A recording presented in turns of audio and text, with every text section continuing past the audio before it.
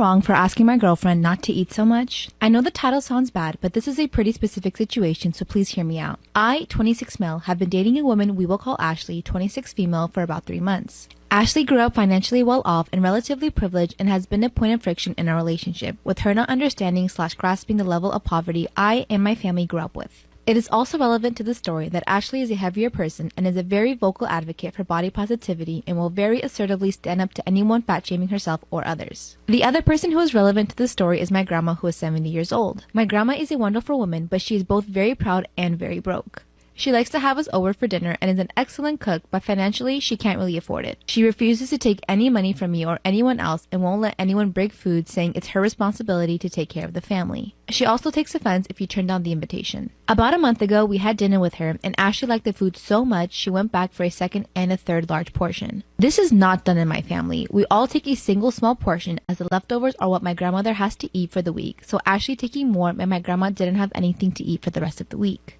After the dinner, I explained this to Ashley and she was shocked. I tried to bring my grandmother food, but she refused the charity out of pride. My grandmother has invited us for dinner again this weekend. Before we go, I tried to have a discussion with Ashley, reiterating my grandmother's financial situation and asking that she try to only take a single smaller portion so my grandmother can have food for the week. I said we can go eat again after the meal if she was still hungry. Ashley got very angry at this and said she will not be shamed for her eating and she will not limit her food and that no one other than her decides when she's had enough food. She also said I was fat shaming her. This whole ordeal has highlighted a lot of incompatibility issues and I don't know if the relationship is going to last, but just want some other opinions on this if I'm the asshole. So am I wrong for asking my girlfriend to limit her eating? No, bro, your poor grandma needs to eat too, man. Have some sympathy. Story time about how I hooked up with my best friend's fiance and all of the groomsmen. Disclaimer, this is not my story time. It was sent to me on Instagram. I repeat, this is not my story time. My best friend and I met 2 years ago. Her and I both worked at stripper clubs and we made a lot of money together. One day she met this guy at the club and he took her out on a date and then they got engaged about 2 months later. Yep, it was really fast. Me, on the other hand, I dated a bunch of guys and never really found anyone because they would all ghost me. When my best friend decided to get engaged, I told her I would help her plan the wedding. At first it was really fun, but soon my best friend turned into a bridezilla. She was the worst. She was always angry, super emotional, and didn't like any of the things that I helped her choose. Oh my god, and when it came to the cake, she was totally indecisive. That's when she started getting to a lot of fights with her fiance because he wasn't pulling his weight. Which, trust me, I totally understood because he was more interested in playing football with his friends and hanging out with his friends than actually helping her out with the wedding. This to me, of course, was a really big red flag. I actually started getting more and more suspicious of him, so I decided to do some digging. On his Instagram, I saw that he followed a bunch of local girls. So I decided to make a second Instagram and basically pretend I was him. I reached out to these girls and told them that I was him and that I just made a second account and that I wanted them to know that this was my account. And believe it or not, some of these girls fell for it and had full-on conversations with me thinking I was him. In order to find out information, I would ask them questions. And sure enough, some of these girls were telling him that they had so much fun the last time they saw him. One even asked to see him again. This really stressed me out a lot because I didn't know how to break the news to my best friend. At that time, I just didn't know how to cope with stress, so I basically went and got drunk. I was super upset at my best friend's fiance, so I decided to call him and confront him about it. So I called him and told him that we needed to meet up. And he said yes. Mind you, I'm still drunk. He shows up to my apartment, comes in, and brings beers with him. I was like, oh my god, he's actually gonna try to hook up with me. I knew it right away. Part of me was like, what the heck? But the other part of me was like, I mean, he is cute. Ever since he started dating my best friend, I could tell that he was a little flirty with me, but it never occurred to me that he actually wanted to actually hook up with me. But I knew that he was only doing this because he thought I was super drunk. So I started drinking some more beers and it happened. I woke up feeling super sick to my stomach. I knew what I had done and I didn't know how I was going to tell my best friend now. Thankfully, he had already left my apartment when I woke up. That same night, one of the groomsmen was hosting a party at his house. My best friend and I got ready together in her house and then we went over to the party. And the whole time she kept asking me what was wrong. She could tell that something was off. I couldn't even look her in the eyes. We went to the party and I basically hooked up with all of the groomsmen in one night. That's when my best friend's fiance came up to me and asked me what I was doing because he saw me making out with 3 of the other guys. He grabbed my arm and told me that I needed to relax and that if I wanted to be with him, that I couldn't be hooking up with his friends. I was so shook. He actually thought I was going to continue a relationship with him, and the whole time I'm only doing this because I'm trying to get him out of my system. A few days passed by and I still don't know how to tell my best friend. So I cooked dinner and invited my best friend over. I was going to break the news to her. As soon as she came into my apartment, I just said it. I told her I hooked up with her fiance and all of the groomsmen, and that I caught him cheating on her. Part 2 is up. Story time about how I hooked up with my best friend's fiance and all of the groomsmen. Disclaimer, this is not my story time. It was sent to me on Instagram. I repeat, this is not my story time. That's when I decided to confess to my best friend that I had done all of these horrible things to her. I invited her over for dinner, and as soon as she came in, I just vomited out everything. When I told her all of the truth, she said nothing. She stayed quiet for a few minutes. By the way, I was crying. I was like sobbing. She then started to laugh. I asked her why she was laughing, and she told me that the truth was that she didn't want to get married to him anymore, and that she already knew that he was being unfaithful to her, and that she knew that we hooked up. And when I asked her how she found out, she said that she actually followed him that night to my apartment, and that she saw he stayed in here for hours. She said she called my phone and I didn't answer, so obviously she connected the dots. And she told me that she didn't care if I hooked up with the groomsmen. She also said that she knew that he was hooking up with a bunch of girls around town, and that she had been following him for around 2 weeks, seeing who he was hooking up with. I explained to her that I was really drunk and that I just didn't realize what I was doing. Then she actually forgave me. She said that she had been planning on breaking up with him, but she didn't know how to do it, and that I actually helped her decide whether or not she should break up with him. But she was really angry. She was mostly angry at her fiance. So here's what we did. We got his car impounded. We even called his parents and told him what he had been doing. She even called the landlord and told him that he had been doing horrible things in the apartment and that he needed to be kicked out ASAP. She ghosted him and blocked him from everything. Luckily, my best friend lives in a gated community, so he actually couldn't come into her apartment. He even reached out to me, but of course, I blocked him and did the same thing. So now he was literally homeless, without a car, and since his parents were mad at him, they didn't take him in. So he had to go to stay with one of the groomsmen that I had already hooked up with. The next logical step was to sell the engagement ring. We went to a pawn shop and she got $15,000 for it. With the $15,000, we actually started our own little business and even went on vacation to Cancun for 2 weeks. He's still trying to reach out to her and me. He sent me messages on Instagram apologizing. And of course, he's asking me to convince my best friend to get back with him. We actually met this big director while we were traveling and told him about the story, and he actually wants to turn it into a movie. Who knows if it'll happen yet, but I'm hoping it will. And when it comes out, you guys will know who it is. Now we live in a really big fancy house. We actually run our business from home and we travel whenever we want. Now the question is, would you have forgiven me or not? Bye. Am I wrong for telling my husband I'll use my maiden name for our baby if he misses the birth? So I am 37 weeks pregnant. Due to several health complications during my pregnancy, I've been told multiple times by multiple doctors that I might have to give birth next week as opposed to 2 weeks from now. Furthermore, that I may actually go into labor this weekend or any time leading up to it. Due to these same health complications, I'm having a C-section and my doctors do not want me laboring. So, should I go into labor, they are most likely pushing me through as an emergency C-section. My husband knows all of this. However, he's holding on to the 2% chance they give him that the baby could last the 2 weeks. His sister is also pregnant, 4 weeks behind me, and her baby shower is this weekend. It will be over an hour away, and that's without traffic. So weeks ago, I declined for both of us because it didn't seem like a good idea. Well, despite having a long conversation, the shower, which is 2 days away, has come up again. It turned into a fight as there are multiple reasons that should I go into labor, it's just a bad situation for him to be that far away. My husband wants to go and support his sister and see his family, and says I'm keeping him on a short leash for something that probably isn't going to happen. I told him maybe he's right and nothing happens, but said should he choose to go and choose to take that risk, that should I go into labor, he would most likely miss the birth or be extremely late. And if he makes that choice, then I would give the baby my last name versus his family name. My husband says I'm being an asshole for keeping him hostage and I'm always planning for worst case, and that my thoughts are going to trigger labor more than anything. I said if he chooses not to be a part of this, should I go into labor, why should the baby bear his name when he would fail on his duty as a father? He has been silent and moody since, only talking when absolutely necessary and saying that I'm trying to take everything from him. So it got me thinking, am I wrong?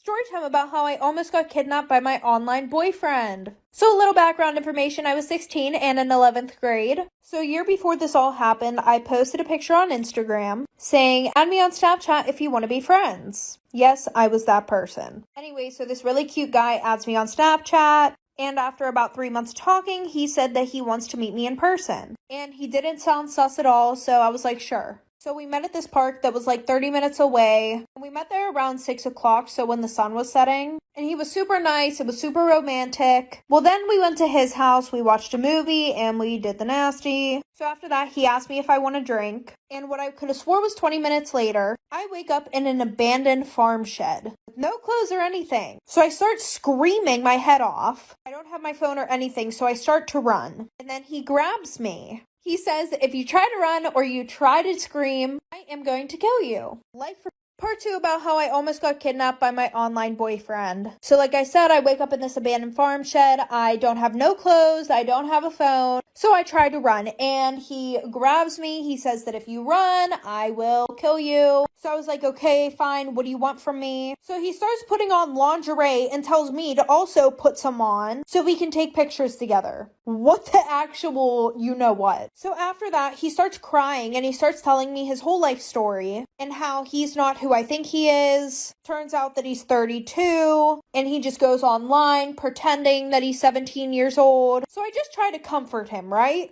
It ends up working. He brings me my clothes, tells me to run, or else he's going to once again kill me. So I run, I go to this gas station, get picked up by the police, find my parents. Luckily for me, I paid attention to where everything was. He was arrested, he's still in prison to this day, and I got grounded for 3 months. Am I wrong for rehoming my cat? So when I was 9, my parents received a 5-year-old cat from our local animal shelter. I agreed to getting the cat since I was 9 at the time, and of course I wasn't going to turn down the opportunity to getting a fluffy animal. However, I'd be lying if I said I loved the cat growing up. I didn't hate the cat by any means, but I came to realize that I am definitely more of a dog person. However, we never owned any animals apart from the cat since my dad has a fear of dogs for some reason. Last year, I moved in with my boyfriend and I took the cat with me, since my parents thought that the cat had bonded with me more. I was fine with this since the cat does its own thing. However, problems began to arise when me and my boyfriend got a French bulldog puppy since neither of us had been able to get a dog up until now. The Frenchie was very gentle towards our cat and doesn't bother her. The cat, on the other hand, made her disdain for him very apparent. This was done through hissing, loudly shrieking, etc. This went on for a year, with the cat's behavior towards our dog gradually getting worse. I lived 2 hours away from my parents, so taking the cat back to them wasn't really a viable option. After making all the efforts I could to get my cat to get along with my dog, albeit to no avail, I decided to take my cat to the local animal shelter since cats tend to be easily adoptable when compared to dogs. My parents recently came to visit. While they were here, they asked me where the cat was, to which I told them I had taken it to the local animal shelter. A huge argument ensued, despite the fact that I reassured them that the cat had been adopted, since it was no longer on the shelter's website. My parents left shortly after, and we haven't spoken since. My boyfriend has sided with me on this, saying that had we taken our Frenchie to the shelter, there's a good chance it may have been euthanized due to the overabundance of dogs in shelters. So, am I wrong here? Story time! And this happened to me like 40 minutes ago. So I was driving home tonight and my apartment building is on a street that's a dead end. So I'm gonna make this hair clip my car. So I was driving onto my street. So if this is my street and it like ends there, my apartment building is here. So I was coming with my car here and I turned there onto the street and I parked about here. So all I had to do was walk from here to here, which is like 10 meters. And that's like, what, 30 feet or something. So it's really, really close. All I had to do was walk there. So I parked my car, I got out, and as I started walking towards the entrance of my building, a man that was actually close to my building saw me. And suddenly, he started running towards me. And as he was running, he was yelling, "Shut your mouth! Shut your mouth!" So I, luckily, was still close to my car. So I jumped back in and I locked the doors. And just as I did that, the man arrived at my car. So because I was already inside, he went to the front of my car, so here, and he put his hands on the hood of my car. And he was like, "Get out of the car! Open the window! Get out of the car!" So I was sat there and I knew what I had to do was put the car in reverse and back out of there to go back from where I came from because that's the only street out. So I put my car in reverse and his hands are still on the hood and he's still yelling at me. And I reverse, and as I'm doing that, he like follows my car and is like, you know, like following my movement with the car. So I was like, okay, well, I have to like really quickly like turn to go that way because if he goes to block the street, I'm stuck. Like I literally can't get out. So he's following me, his hands are on the hood of my car. I quickly turn and I get out of the street that way and I managed to get out. I then had to drive around for about 25 minutes waiting for him to leave my street so that I could park my car and go home. I'm just really tired. Like I just really want to be able to go home without that happening. I mean, I know that doesn't happen every day, but still, like it happens often enough that it's really frustrating. I mean, not only is it obviously scary, but it's just like, why can't we?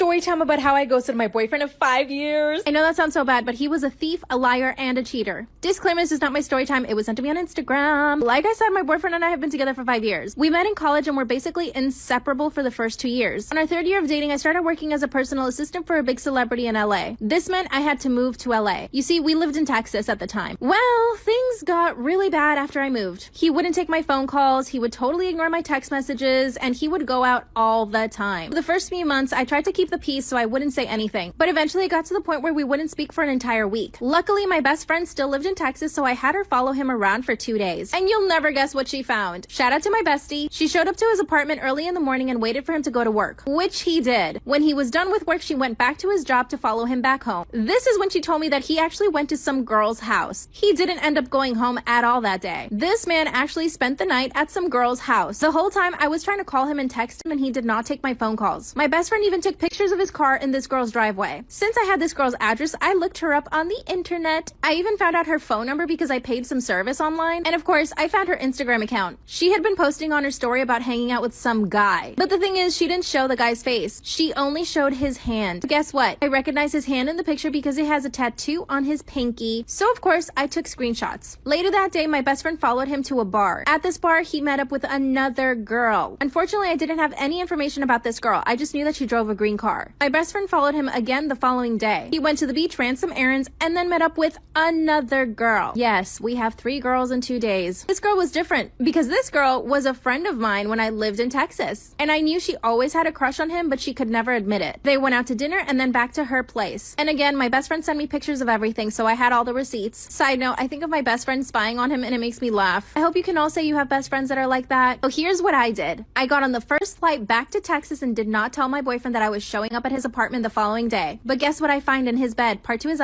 story time about how I ghosted my boyfriend of 5 years. I show up to my boyfriend's apartment to catch him in the act, and you'll never guess what I found in his bed. Disclaimer, this is not my story time. I was sending me on Instagram. My lying, cheating boyfriend had given me a key to his apartment. So I unlock the apartment and make my way towards his bedroom, really quietly. When I walk into his bedroom, I find him curled up in his bed with another girl. He's holding her in his arms, totally fast asleep. And the worst part is, I recognize the girl that was with him. It was one of the girls who I used to be friends with in Texas. I walked backwards and closed the door behind me. That's when I just started to cry. I couldn't believe that he had done this to me. While I was working my butt off in LA trying to make a future for us, he was in Texas dating 3 women at once. No wonder he never picked up my phone calls or even texted me back. So here's what I did. I had printed out all the receipts I had, all the pictures of him hanging out with other girls that my best friend took while she was spying on him. I laid out all the pictures on his kitchen counter, and I left him a letter too. I told him in the letter that I could never forgive him and for him to never contact me again. Oh yeah, and that I wanted him to pay me back the $3,000 he owed me. You see, when we first started dating, he needed a loan for his car. I helped him out and gave him $3,000, which he promised to pay me. Obviously, we dated for 5 years and I never saw any of that money. So aside from him being a cheater and a liar, he was a thief. I left the note and the cards and left his apartment. I went to my parents' house and stayed with them for the weekend. Of course, my boyfriend,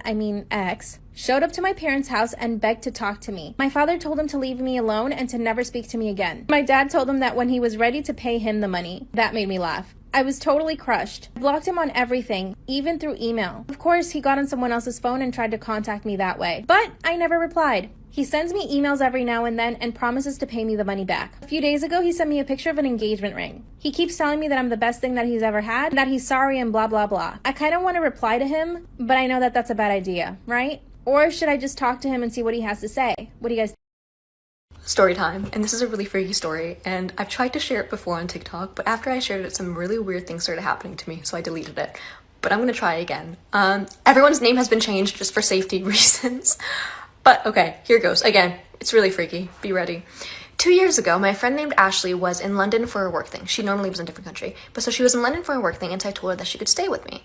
This one night, Ashley decided to meet up with her friend John, who she hadn't seen in a few years, because John also lived in London. So Ashley and John went for dinner. At dinner, everything was fine, everything was completely normal, and halfway through, Ashley went to the bathroom. When she came back from the bathroom, John started acting really, really weird, and he was like, Ashley, we have to leave right now, we have to go. And she was like, what are you talking about? We haven't even finished our food, are you okay? And he was like, no, we just have to go. I already paid, it's fine, let's just go, please, let's go. So they leave the restaurant, and then they're walking down the street, and John started telling Ashley, for the past 8 months, I've been followed, and I'm still being followed, and that's why we had to leave the restaurant, because there are people there that were watching us, and my life is in danger, and now I think that your life is in danger too. I have to do part 2. Part two. So John and Ashley are walking down the street and he's telling her, like, I needed to tell you because I think your life might be in danger now too because you just hung out with me. I just needed you to know, like, just in case. So Ashley ended up coming back to my place after that whole thing happened, and she told me what happened because she was genuinely freaked out. And we couldn't figure out whether John was just mentally unstable or whether this was actually true because he was fine up until that halfway point at dinner, so we couldn't figure it out. So then what we decided to do is call Ashley's brother Tom, because Tom also knew John, so we wanted to get his opinion on it, like what he thought was going on, whether John was okay or whether there was something going on. So we decided to call John through Ashley's phone, so we do a FaceTime audio call. And when we call, a woman answered the phone, and she was like, wait, Ashley, hold on 1 second. Ashley, don't hang up the phone, Ashley, 1 second. So Ashley then hung up the phone, and I was like, that didn't sound like your brother. And she was like, I don't know who that was. I have to do a part three. So we were really freaked out because we were like, who answered that phone call? Because Ashley did not recognize that voice. So what we decided to do was contact Tom through my phone. So we contacted Tom and he was like, no, my phone didn't ring. I don't know what you're talking about. And we were like, well, does someone have access to your iCloud? Like, could someone have signed in? And he was like, no one has my password. And we were like, well, is your computer on somewhere? And like someone answered it from your computer because it rang on your computer. He was like, no, my computer's off. I don't know what you're talking about. So Tom then looked at his phone log on his phone, and it said, FaceTime audio call answered on another device. So someone had intercepted that call, basically. So what we think happened is, what John was saying was true, and these people didn't want Ashley to tell Tom what happened, so they intercepted the call. That's the only explanation that we have, because we don't know who else answered this phone call. I mean, it could be a coincidence, but what are the odds that this one time that we called Tom, someone else picks up? And how did they know Ashley's name? They knew it was, they kept saying, Ashley, hold on. Part four. So that woman who intercepted that phone call knew Ashley's name, and she kept saying, Ashley, hold on, Ashley, don't hang up the phone. Ashley, 1 second. So like, it's as if they were trying to keep Ashley on the phone to track her location. Maybe, I don't know, it was just really weird. But what's very, very weird on top of all of this is I shared this story on TikTok in August. And the day that I shared it, I got an Instagram friend request from Ashley's mom. But the thing is, I was already friends with Ashley's mom on Instagram. This was a second account. And the second account messaged me saying, hey, what are you up to? So I was like, that's weird. Let me just message Ashley and like ask her if her mom made a second Instagram account. So I messaged Ashley and she was like, no, that's an imposter account. That's not my mom. What are the odds that the day I shared that story on TikTok, there was a fake Instagram account from her mom? Also, her mom isn't this, like, her mom has 100 followers on Instagram. Why would someone